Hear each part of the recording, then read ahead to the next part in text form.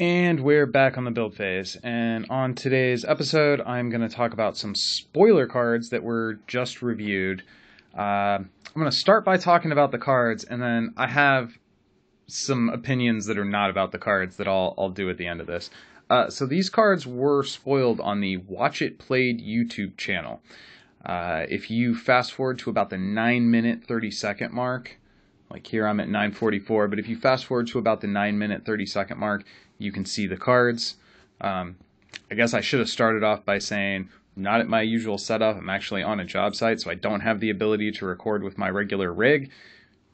So this is the quality of the video we get today. Alright, so to move on to the actual cards that were revealed by the Watch It Played channel, and I will include a link to that in the show notes for this video. In general, I'm not real familiar with this channel, but the board game reviews of theirs that I have watched, I do like, and I am supportive of Upper Deck trying to market Versus literally anywhere. It's way past time for that. Alright, so Ultra Girl. This is a 4-cost, anti-registration affiliated 6/5/2. When Ultra Girl appears, look at the enemy player's hand. I'm pretty into that. I like... The multiple health is particularly important because what we've seen from both of the main characters that were revealed yesterday is that they're going to be really board dependent.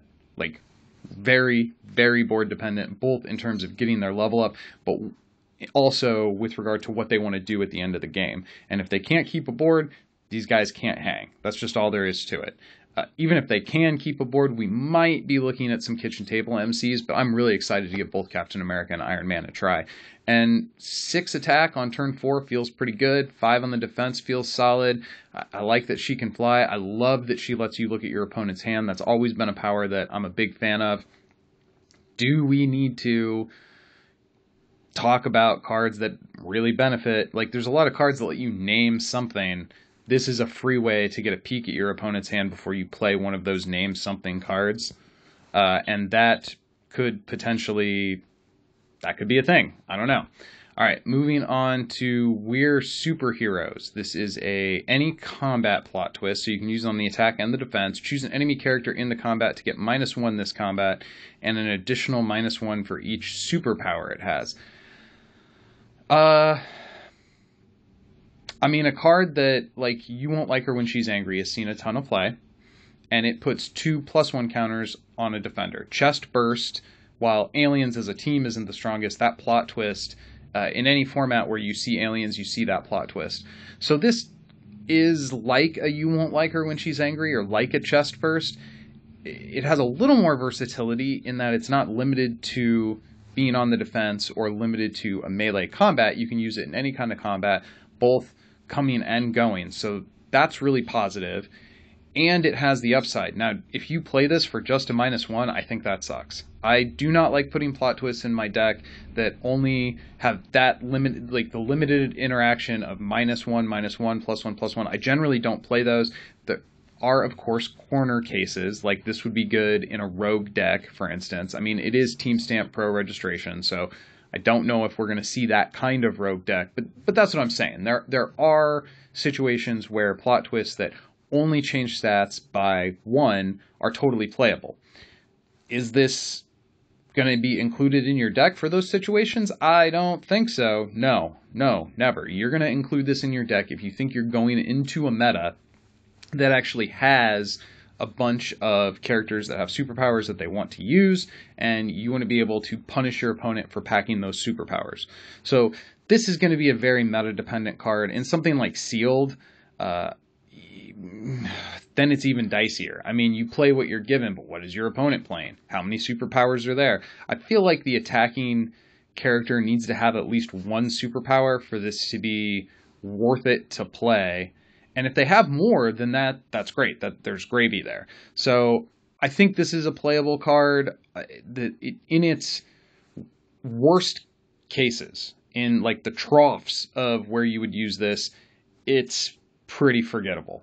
Like, it's a worse Hidden Weapons. It's a worse Pain and Suffering. No, Pain and Suffering does -2 defense, I think. So which is still, if you look at the composite stats, this is equal to a Pain and Suffering, although not exactly equal. Even Let's Rock has more in a vacuum interaction than this card.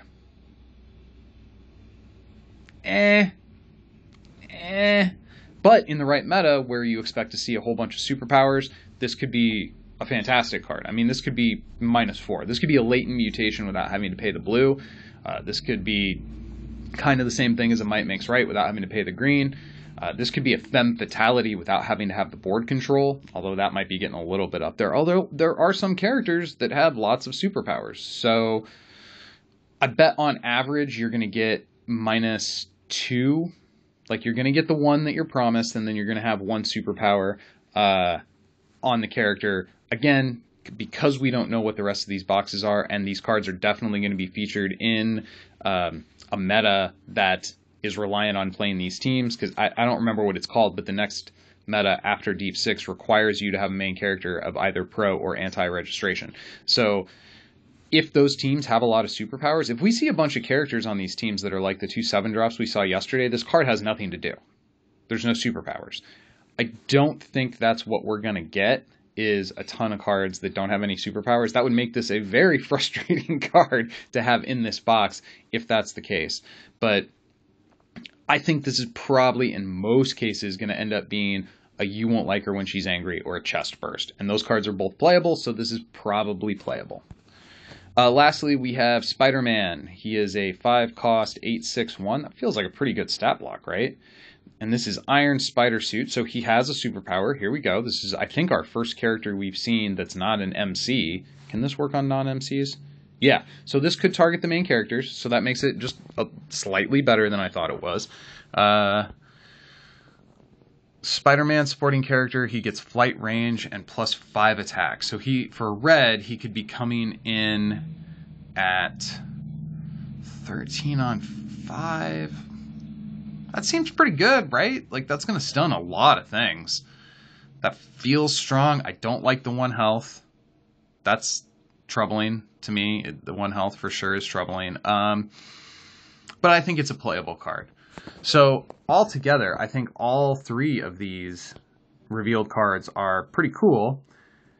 What I don't like about this reveal, so I want to say again that I really support and encourage, and I have done so publicly in the Upper Deck stream to Upper Deck, I support them marketing the game more. This game needs more marketing, and marketing the game on board game review channels would seem to be a really good idea, because I think they're making the correct call that the trading card, the collectible card, well, I guess I should say trading card, game audience is not necessarily the target market for Versus. We are more of a board game type game, and we're going to attract more board gamers because of it. So them advertising on the Watch It Played channel, I think is great. They have a ton of subscribers. This Versus content has already, assuming people don't skip the ad, hit, more than 10,000 eyeballs this morning. That is all awesome. What I think isn't awesome is that we were told that the community was no longer allowed to do spoilers because of Marvel saying so. We were told Marvel decided that community spoilers aren't good. They want to have more control over how these cards are revealed. And then here we are, maybe the biggest expansion this side of Fantastic Four coming out, and we have a content creator doing spoilers, but it's not a community content creator. It's not somebody who even really looks like they understand Versus or know how to play the game necessarily. I mean, maybe they do. I shouldn't say that. But the ad copy that they were reading in this video does not make it seem like they have a terribly robust understanding of the game. That being said, maybe that ad copy was written by somebody in the Upper Deck marketing team, and that person is the one who doesn't have like the most in-depth understanding. Or maybe they were trying to write the ad to appeal to somebody who doesn't know anything about the game and they didn't want it to get bogged down. I don't know exactly how to calibrate who doesn't know what, but my point is, first of all, card spoilers are not how you build an audience. It's just not. Like, who cares about card reveals for a game they're not a part of? So if you want to pack stuff into an ad to get people excited, stoked, Ultra Girl, Ultra Girl is what you put into an ad to pull people in? Who even is this character? What are you talking about? So they did, to be fair, they did also have Iron Man and Captain America, and they revealed Spider-Man, which is, and this depiction of Spider-Man is a really big, eye-catching, popular depiction of Spider-Man. It's an important card, or an important moment. It's important for the story. So that kind of makes sense. But I thought content creators weren't allowed to reveal cards anymore. So does that mean just people who make exclusively Versus content aren't allowed to reveal cards, but somebody who has a board game channel that isn't directly Versus related is allowed to reveal cards? I don't like that at all. It frankly kind of feels a little bit insulting. Maybe I'm taking it too personally, but honestly, if we're talking about YouTube, Stacks is probably more deserving of a YouTube card reveal than I am. Like, the videos that I do are kind of secondary to my main content, which is the podcast. So maybe I'm taking it personally, and maybe even if they did do community spoilers again, they wouldn't even pick me. They'd want Stacks because he has the bigger YouTube audience. That could be the case. I don't know. All I know is we were told by Upper Deck that Marvel didn't want community content, didn't want content creators putting out card reveals anymore. And then here we have a content creator putting out a card reveal who isn't part of the Versus community. It's hard not to feel like, one, I'm not being told the truth, and two, there's some shade being thrown at me. I don't like that. I don't like it at all. It's kind of annoying. That said, if I have to choose between channel that has 250,000 subscribers, almost. I think there were 230,000 when I looked this morning. So that almost 250,000, and that size of audience seeing Versus content, or us kind of showing Versus content to each other. Well, of course, I will have to concede that it makes more sense. It's smarter to put the ad copy in the video of somebody who is going to be seen by more eyeballs. But again, I would argue card reveals are not what you use to evangelize to new consumers. Like, nobody who has never played Versus is going to look at this Spider-Man and go, "Oh, that's really cool. I know how valuable that card is." It's the wrong, to my eye, in my opinion. And who am I? I don't have a college degree in marketing, but in my opinion, the type of content you want to use to grab new consumers would be stuff like the box art. Things that are designed from the ground up to grab the attention of somebody just walking by in a game store and go, "Oh, maybe I want to take a look at this."